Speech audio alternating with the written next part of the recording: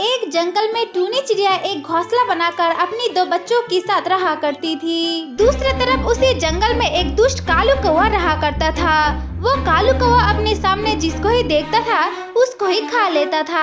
इस तरह से कुछ दिन बीत जाती है। टूनी चिड़िया की छोटी छोटी दो बच्चों को बहुत ही ज्यादा भूख लग जाती है, इसलिए टूनी चिड़िया अपनी दो बच्ची को उसी घोंसले पर छोड़कर बाहर चली जाती है खाना ढूंढने के लिए। तभी वहाँ पर वो दुष्ट कालू कौवा चला आता है। वो कालू कौवा आकर इधर उधर देखने लगता है और देखता है वहाँ पर कोई भी नहीं है। इसके बाद वो कालू कौवा टूनी चिड़िया की एक बच्ची को खा लेता है और खाकर वहाँ से चला जाता है। कुछ देर बाद वहाँ पर टूनी चिड़िया लौट कर आती है और आकर देखती है वहाँ पर उसकी एक बच्चा नहीं है। ये देखकर टूनी चिड़िया बहुत ही ज्यादा दुखी हो जाती है और रोते रोते कहने लगती है, अरे बच्चा, तुम्हारी भाई कहाँ पर गई है? मामा, तुम जब खाना ढूंढने के लिए बाहर गई थी तभी यहाँ पर एक दुष्ट कालू कौवा आया था और वो कालू कौवा आकर भाई को खाकर चला गया है माँ। ये बात सुनकर वो टूनी चिड़िया और भी ज्यादा रोने लगती है और रोते रोते कहती है,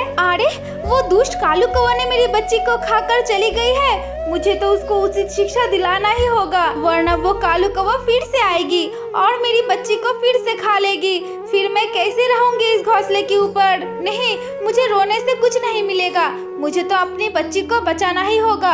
अब मैं एक काम करती हूँ, मैं उस पेड़ के पीछे जाकर छुप जाती हूँ।